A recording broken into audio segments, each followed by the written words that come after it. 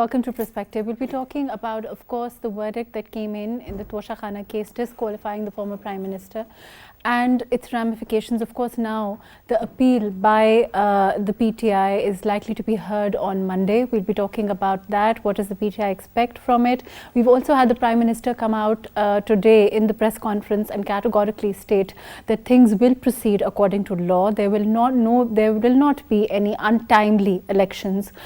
He's been very clear about that. He also talked about the moral aspect of the decision as far as the Tosha Khana case is concerned and what it indicates according to the government at this time as far as Imran Khan Sahib is concerned, the narrative of PTI is concerned. What does it mean for that narrative which is has been based on honesty, which has been based on transparency and all of that? What does the decision indicate? We'll be talking, we'll be taking the opinion of the panelists we have with us today on those points also.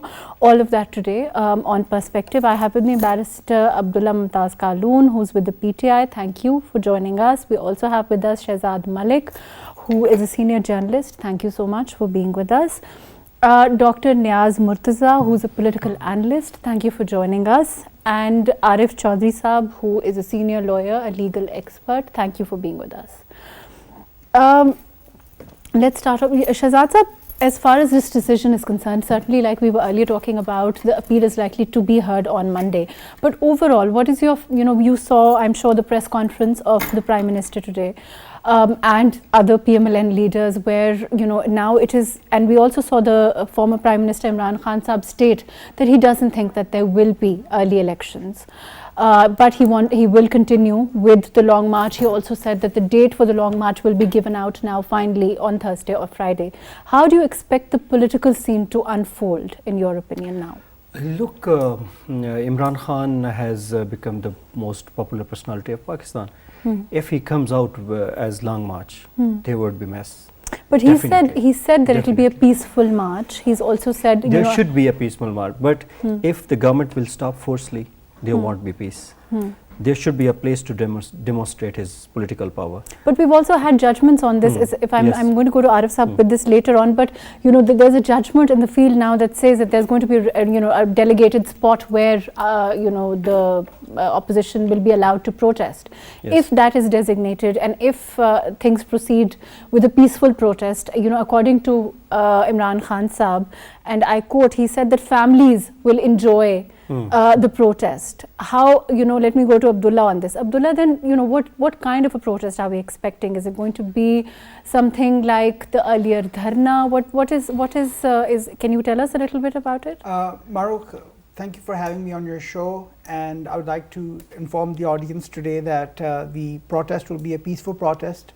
Pakistan Tehreek-e-Insaf supporters, which are countless in the millions of people of Pakistan, will be exercising their constitutional right to protest against an imported regime in Islamabad, which covers the space of 27 kilometers, the diameter of that. That's the extent of it. But what I want to say as well is the decision that we saw yesterday, the protest will not be in response to the decision. The protest itself will be part of the long-awaited call for the Azadi March against this entire setup. That's what it is. But as far as the decision we saw yesterday, MAHRUKH, you have to accept that this was a very flawed decision, and the chances are 9 out of 10 that it will be reversed on Monday. I've had the chance, being a barrister myself, I've had the chance to read the manuscript, and I have to say it is a poorly worded judgment full of loopholes, which I'm sure the Chief Justice Athar Minallah Sahab will have no difficulty in pulling apart on Monday. On that note, let me come back. It was a desperate attempt by the Election Commission to try and undo the narrative of Imran Khan of being Sadiq and Ameen, of being truthful, sagacity. They wanted to do it so quick, to take off the people's mind of the FATF, the fact that the PTI-led government's efforts had improved and taken off Pakistan off the FATF, and secondly, to overcome the fact that Prime Minister Chairman Imran Khan Sahib had won 6 out of 7 seats just a few days earlier. Let me come back to you. We have with us Siddiqul Farooq Sahib from the PMLN. Siddiqul Farooq Sahib, can you hear me? Yes, Mahrukh, Ji, thank you. Sadiqul Farooq Sahab, as far as the press conference of the former Prime Minister today is concerned, he said that this will be a peaceful march. He also said that he has no hope of the government going for early elections, which is in fact something that the government has reiterated. The Prime Minister also has said that, things will proceed according to law. Then what do you think is the purpose of this march? What is, if it does proceed and they are saying that they will announce Thursday or Friday the exact date, what will it achieve in your opinion? What is it targeting when there's clearly seems to be an acceptance that early elections will not be held? Bismillah ar-Rahman ar-Rahim. First of all, let me make it clear that government has never said that it will stop the long march. It has categorically said that peaceful long march at allocated place will be welcomed. Let Imran Khan lead the long march. So we will not stop it. We will not hinder it. Secondly, it has been abundantly clear, made clear time and again that elections will be held according when this assembly completes its constitutional term on 9th of August 23. So it is very clear. However, since Imran is negotiating something behind the curtain with the government, and he demands elections in April or May. So we have categorically said that we are not going to hold elections. But Sadiqul Farooq Sahab, when you're saying that he's negotiating something, when he knows and he said so that there will not, he's not expecting there to be early elections, then what is he negotiating and why is he proceeding with a long march in your opinion? He is trying his level best that he may get a date for early elections. This long march, I have enjoyed the protest yesterday, and I also enjoyed it on 25th of May. The number of participants yesterday were poor. 10, 20, 50, at the most 300. So if he leads a long march, we will see how much people participate in it and whether he goes for a dharna or not.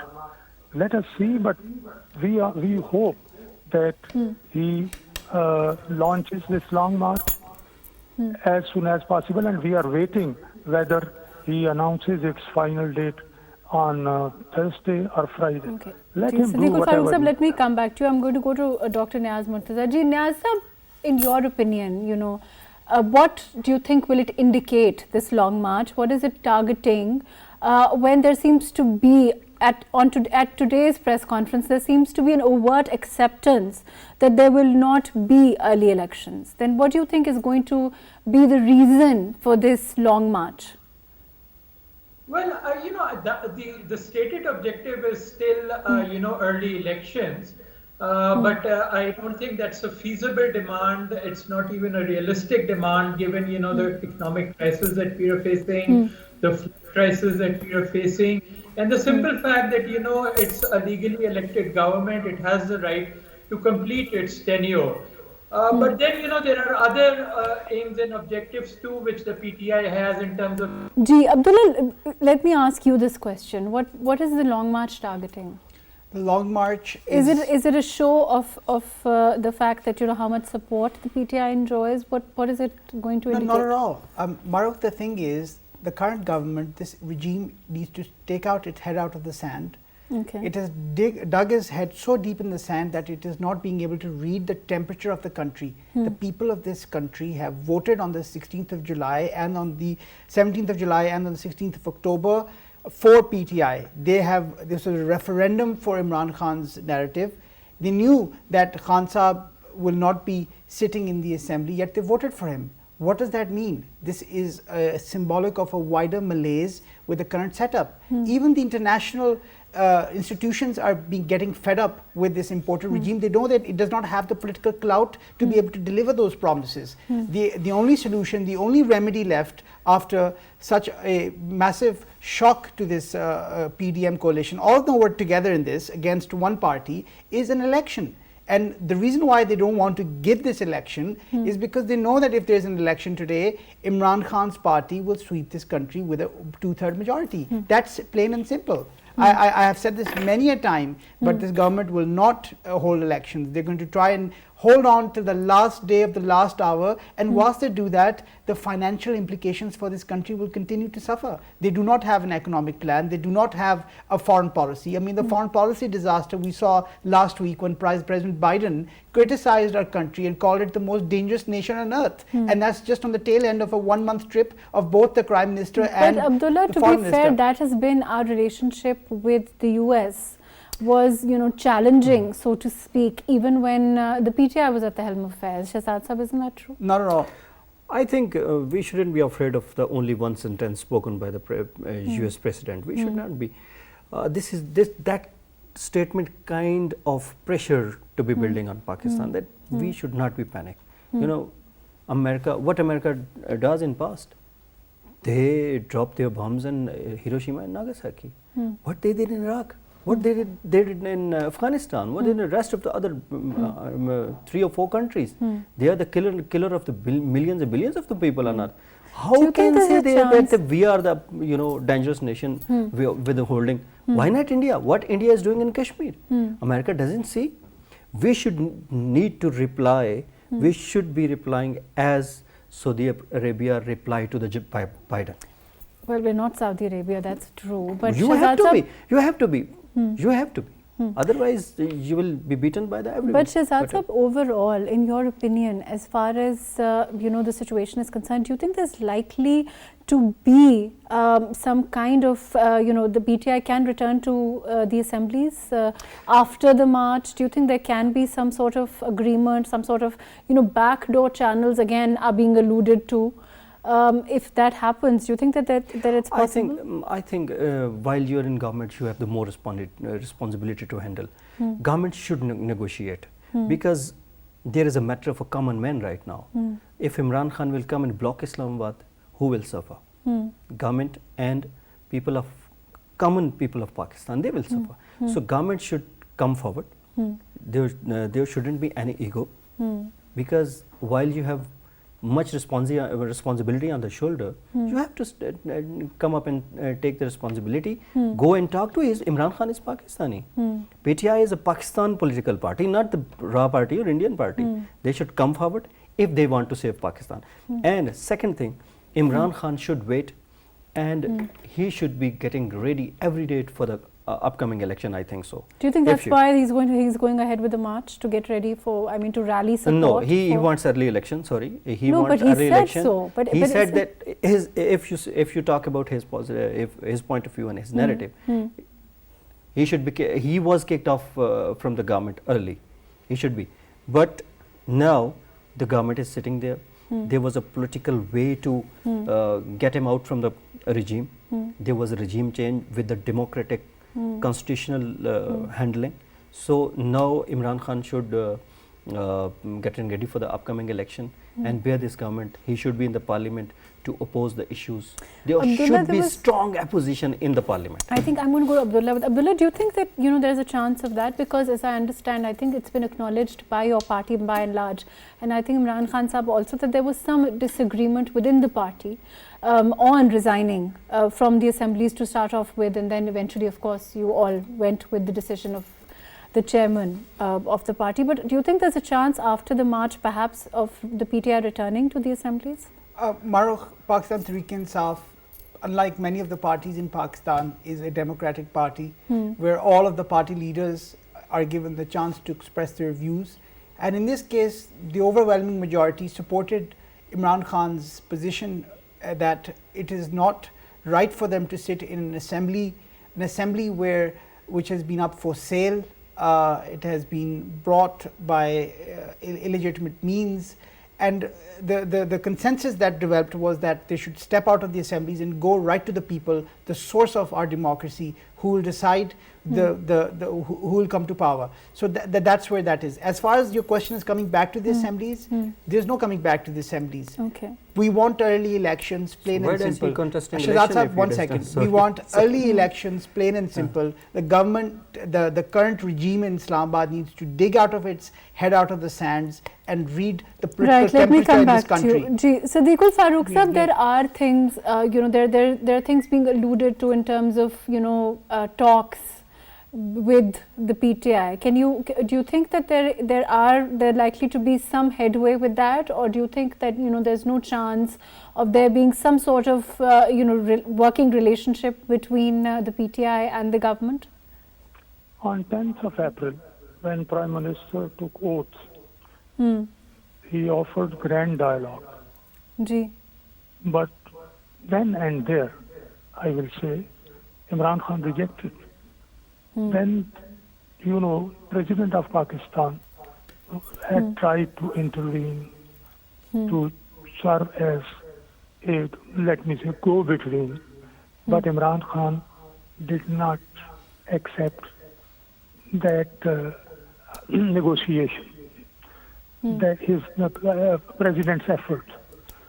So how can we accept Imran Khan's demand, which is not acceptable to majority of the parliament and majority who represent majority of the people of Pakistan? What is vote bank in 2018 elections?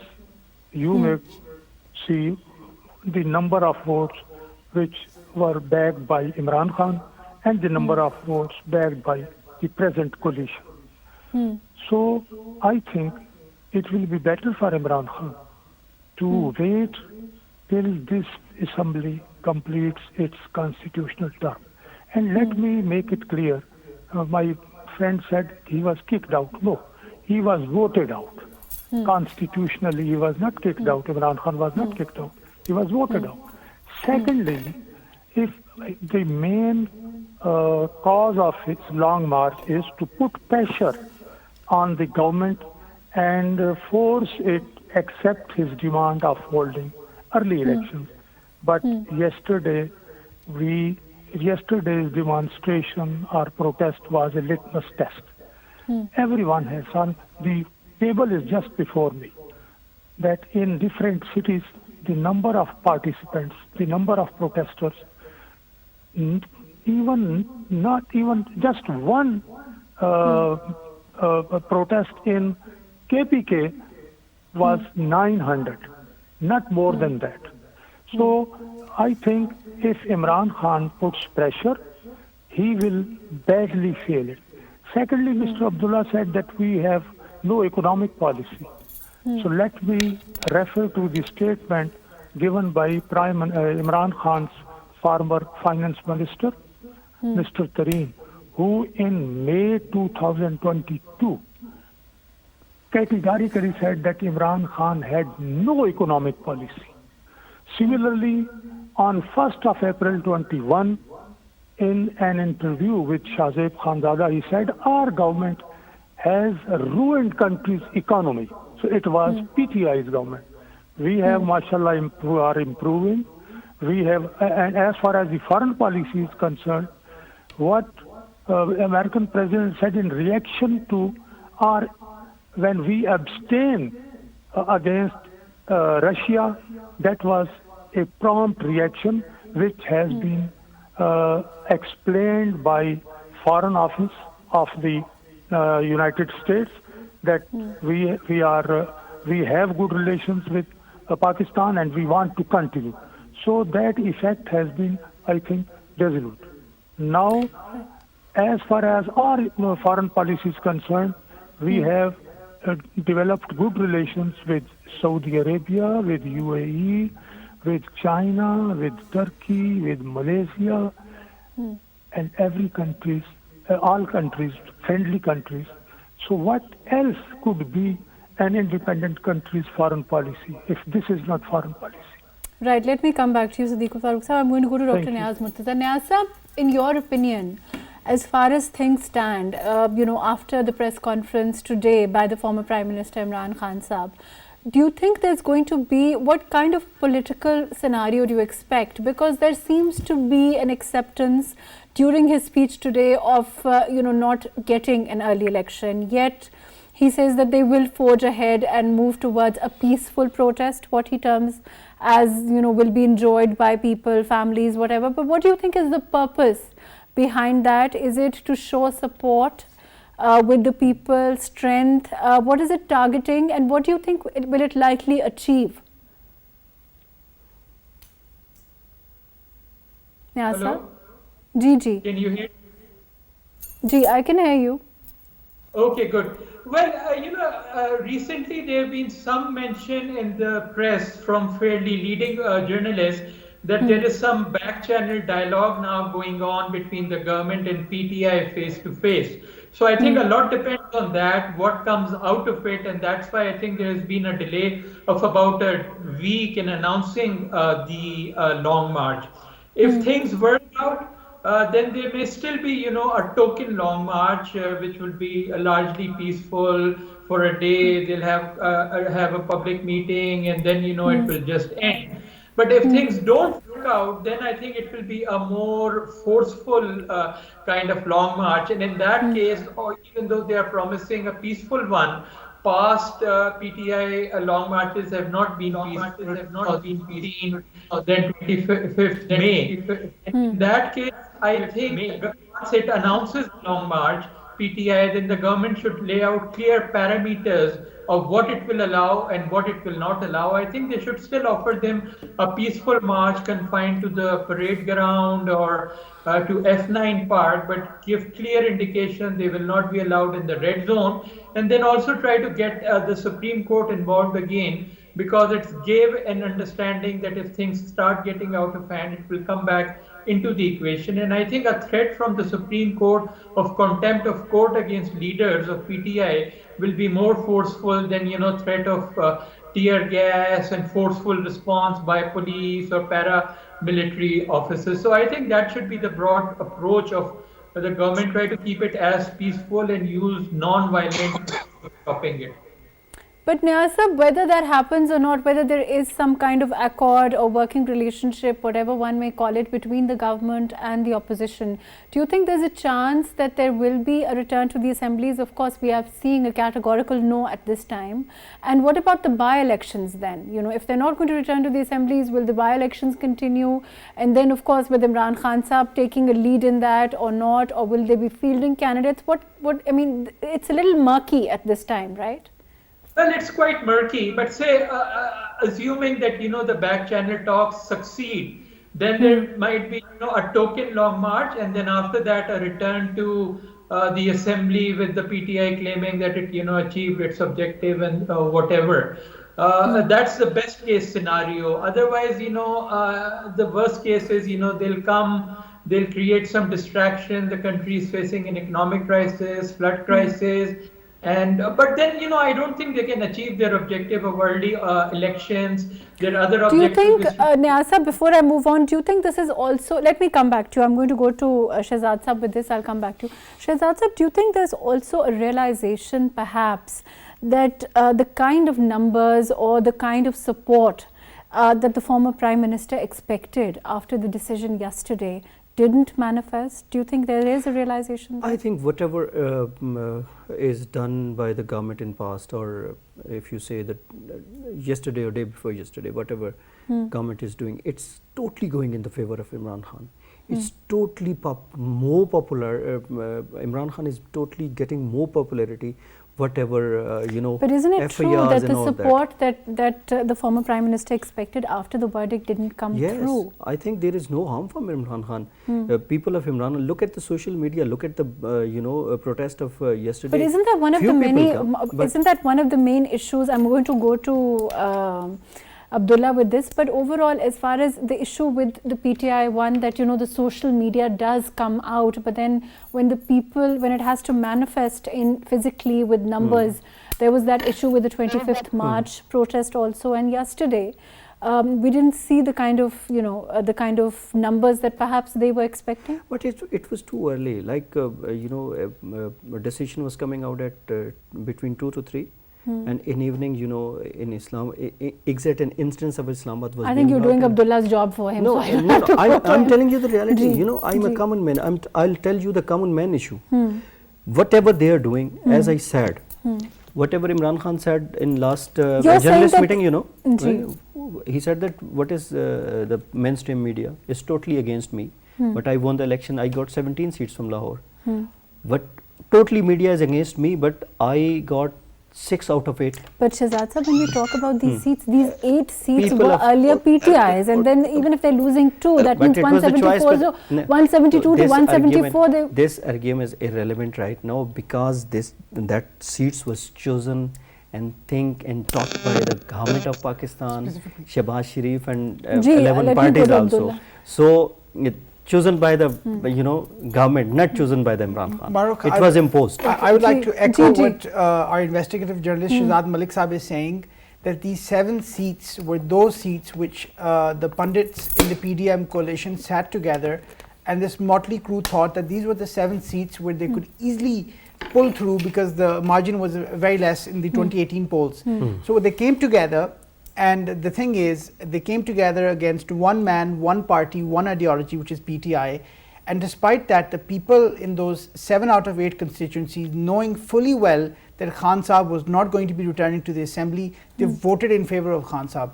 Now, yesterday you said the people did not come out. MAHRUKH, I'm afraid you're not watching TV. I was there in Faizabad. Faizabad, which is not far from here, looked like occupied Palestine, looked like occupied Azad Kashmir, occupied Maqbooza Kashmir, and it was as if I was standing there. Tear gas was being thrown at people everywhere. There was police everywhere.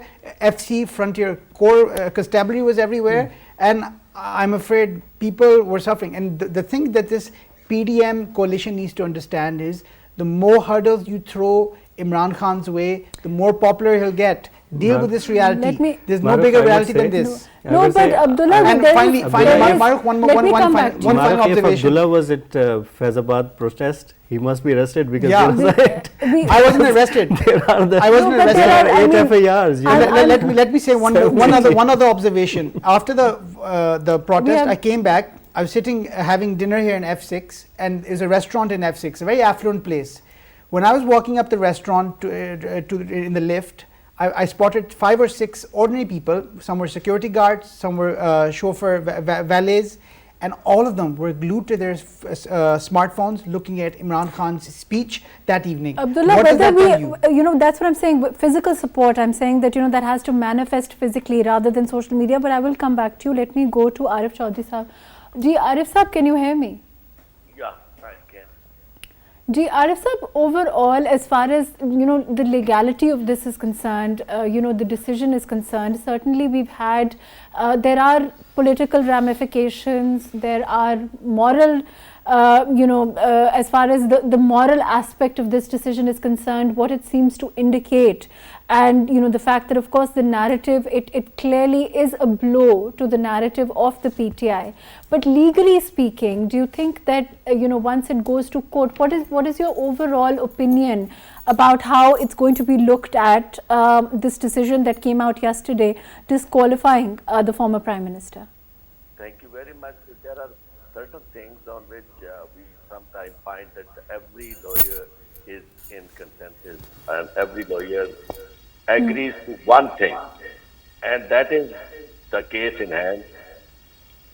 I have lot of echo on in my call. Try to amend it, please. Yeah. So as far as this decision is concerned, I think, and that all the lawyers, particularly those who are independent, not those who have already taken the sides with either side. It is very clear that this judgment is no judgment in the eyes of law, because as far as this election commission is concerned, in no case it is a court of law, and the matter, the way they have handled it, they shouldn't have done it, because if a reference is sent, then it should be supported by a decision of a competent court declaring him guilty, and then that reference goes to the Election Commission for a declaration, not in such a way that they themselves take up the case. Let me interject here. As far as this judgment is concerned, do you think that we've seen a lot has been said against institutions overall by the Tehreek-e-Insaf chairman, by the former Prime Minister, particularly against the Election Commission? The fact that, of course, we saw the earlier by-polls happen with the PTI winning 8 seats. And yet, there is this refusal to accept the Karachi election, and that is being put on the Election Commission. How do you see the overall that kind of attitude that's coming across as the refusal to accept when things don't go, exactly the way that the opposition would like? There was no question about the election in Multan.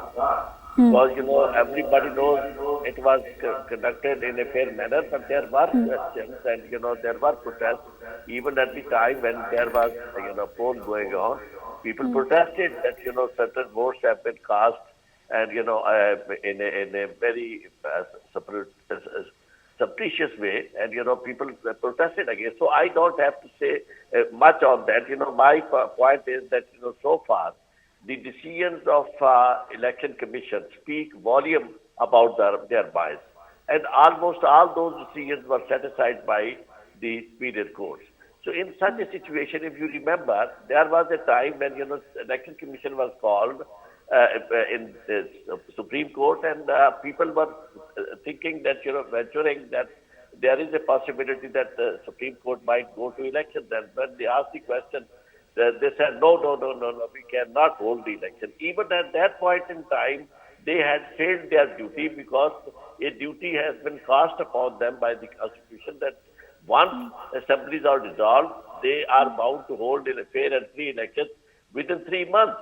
But in this case, they were trying to help the government, now government, and that time opposition. And moreover, if you see all these things happening, even in such a matter where there is a clear-cut, law that once, these minority seats or selected seats, when they are open, they are vacant. Overall, as far as the overall scenario at this time is concerned, we have an opposition which is saying that they refuse to accept the National Assembly. That is true. And yet they want to contest on the by-polls, and with the former Prime Minister himself contesting on more than a number of seats, 8 seats or so in this go. So in the next piecemeal, whenever the next go as far as the next election by-polls are concerned, whether they're 8 seats, 9 seats, or whatever that number may be, for all we know, he may choose to contest on those, and then he will leave them and then retain one. So overall, there's a lot of wastage in terms of the expenses that are being undertaken by the Exchequer, the effort that is then undertaken in ensuring that those elections take place in a peaceful, fair manner. Do you think there's likely to be some sort of, perhaps a decision on that from the court if the government goes in that direction? Do you think that there should be? What is your opinion on this? Yeah, it is paradigm, in fact, the way you look at it, because there are two aspects of this matter. Once the, PTI boycotted and they resigned, unanimously, and, all the numbers all together, either they should have been accepted or they should have been rejected once for all, if the speaker could do that, But the way they are picking and choosing these seats, instead of, because I think that this was such a bigger crisis, which really amounted to having no elected government in the field. So they should have called upon the constituency to elect their representative.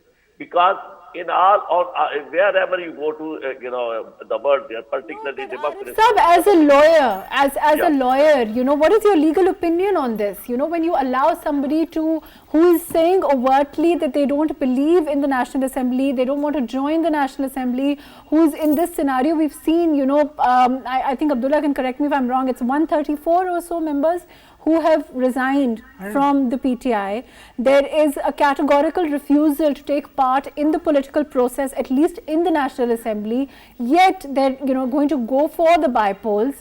Do you think there's going to be, is this going to be a regular occurrence? We are seeing a lot of turmoil when we see one person contesting, and then of course there's resignations, retention of one seat, all of that. There has to be some law, there has to be some, MAHRUKH, it is not a legal question. Actually, it is a political issue. Because, those people who are elected, we always, there is a duty cast upon them to look after the interest of the people, those who elected them. But side by side, when such a situation comes, where they feel that they cannot deliver, and as a protest, they can give up their seats, they can resign from their seats. There is no legal, hitch, and there is no hindrance that, if somebody wants to resign from his seat, he cannot. And it is happening all over the world. People resign as a protest, and there are new elections. So what is the harm in having elections? Just by holding people, in our country. But the term ends in August. Why should there be early elections? That's another question. Yeah, because you see how people are protesting. If this situation would have been accepted by the people, I would have been protesting. That's also a question. Let me come back to you. They are protesting. Right. Let me. Of course, Abdullah, when we see the march go forward, we will know. No. What kind of numbers we have. Let me come back to you. Ji, Siddiqul Farooq Saab, can you hear me? Siddiqul Farooq Saab. Yes, I am. Ji, Siddiqul Farooq Saab, I'll let you answer this because, for a while, as far as the political process is concerned, there is, of course, Abdullah maintains there were a lot of protests and there will be protests. But do you think that it's also because there was that lack of perhaps the kind of number that was expected by the PTI leadership did not manifest itself yesterday? They will not be able to put pressure as they are declaring that we are going to close the business and all that, and the country will be, I think, on strike. That is not possible. As I have already stated, yesterday's protest was a litmus test. Secondly, we are waiting for their long march. Let them, Khan Saab, give a date and come to Islamabad. If he is peaceful, then he will be welcome. But if he takes law into his hands, then law will take its course. Arif Chaudhry Saab, my friend, has said so many things. Actually, Imran, it has been proved beyond doubt that Imran Khan has concealed his assets, which is illegal, unconstitutional. And in the light of this offense, this crime, he has been defeated from a National Assembly by the Election Commission. Secondly, every law is based on common sense. So wastage of national resources, contesting on 8 seats, though the vote bank on these 8 seats, PTI's vote bank has been reduced, while PMLN's vote bank has been increased. And PTI has won back its own seats, where it lost 2 seats. So, if you, on this count, PTI is a loser. But if they claim, and some people also say that it is very popular, so we will see his popularity and support if he comes in coming, say, 1 week or 2 weeks to Islamabad. We will see how much support from the people he musters here, and can he be able to put pressure and get early elections? I don't think. Right. MAHRUKH, can I please respond? Siddiqul Farooq Saab, with the greatest respect, is very good at spinning facts in favor of the party he represents. But what he fails to recognize is that it took all 13 political parties to come together to win 1 or 2 seats. I mean, if their narrative, their performance was so top notch, there would have been a landslide in their favor, but it wasn't. 7 of those seats, they got pummeled, and those are the seats they were handpicked by the cabal that sits alongside Mian Shehbaz Sharif Saab. So one needs to understand that the only remedy left for this country is early elections that will bring forward a government that is carries a true mandate of the people of Pakistan. Only then will our country be able to deliver on the international promises to the institutions that it will give to. So the thing is, right, Abdullah, do you think that as far as Punjab and KP is concerned, that is the real mandate of the people? MAHRUKH, the people in Punjab gave their mandate on the 17th of July. Even then, I was there on 2 of the constituencies covering Miawali and Bhakkar. I saw the influx of people. I mean, a place like Bhakkar, where it's like a completely rural area. I mean, even when I was going there, I felt sorry for where the local administration staff would be forced to work there. And in that area, the attendance was, the vote cast was over 70%. I mean, this is what the PTI is scared of. Why doesn't the PTI go for resignations in the 2 other major provinces that they have? I think if Imran Khan wants the early election, sorry to cut you off, wants the election, resign from the Punjab and KP, I think Pakistan is not a place that everyone will come and complete his wish list and go. There is not the desire. I think Imran Khan also, have protest in 126 spanned in just near in front of the parliament also. What happened? Nothing. I think this political protest, time, this constitutional assembly should pass its time. Imran Khan, as I said, that if should take part in the political process, perhaps come back. Be ready for the election. Be ready and be ready. Perhaps they can mobilize, work on, why Khan and resign from the 2 assemblies. Unfortunately, that's all that. Resign from the KP and Punjab. But isn't it true, Abdullah, that the people elected this assembly for a 5-year period? No, the people who are sitting in the assembly, they are also elected from the parliament by the people, not from the India anymore. On the 16th of October, the people knew fully well that Khan Sahib would not be sitting in the assemblies, yet they still voted for him. This is the protest the people of Pakistan have done. Only because of Imran Khan, we should demolish every assembly. Abdullah, what is, okay, fair enough. Unfortunately, I'm out of time, but just this one question. As far as, it's a couple of months down the road anyway. We're nearly in November now. We're talking about the 6th of August, according to what Siddiqul Farooq Saab is saying, being when the term ends. Why not wait a couple of months and move towards, addressing issues that you feel maybe, one second. I'll tell you why. Where are we right now economically? We're on the verge, on the brink of economic ruin. Don't you think that if the election will be held, it will be free of cost? Unfortunately, she's asked me the question. I have to respond to this. We're on the verge of economic ruin. Khan Sahib is concerned that even if it's one more week or one more month, who knows where Pakistan will be? Pakistan might already be bankrupt by that. I mean, we are worried about the country, the billion on by-election, and if you go in general election, you have to spend almost $2 billion. What do we need to spend? You said that we are very down in economy. We're on the verge of economic collapse. The economy is in free fall. Election will give you the money. Election will give you the money. They had to bring in election will give you the money. Miftah Ismail had to be replaced. I mean, these are all. Abdullah, you have to election will more to be fair, unfortunately, that's all the time that we have. Thank you so much for joining us. Thank you for being with us, Pastor Abdullah Mumtaz. Thank you for joining us, Shahzad Malik. Thank you for being with us, Dr. Niaz Murtaza. Thank you for joining us, Siddiqul Farooq Saab. Thank you for being with us, Arif Chaudhry Saab. Thank you for joining us. Of course, as far as things stand at this time, the PTI is adamant that they want to continue with what the former Prime Minister terms as a peaceful protest.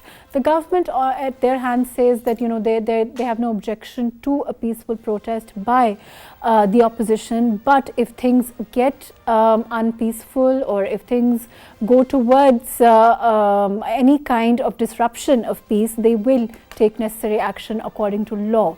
Of course, there are also reports of backdoor channels being used between the government and the opposition, and whether they will bear fruit or not, of course, will have ramifications for the long march or the protest, as the opposition terms it. Of course, one of the issues things that hangs in the balance is the political process, and why, if a couple of months are left, why the opposition cannot muster the strength to come back into the National Assembly and perhaps debate issues, perhaps talk about the economic policies of the government, the decisions, if they're really serious about any of the critique that they're leveling against the government. Of course, those are some of the things that perhaps we can think about. In the meantime, thank you so much for joining us today on Perspective.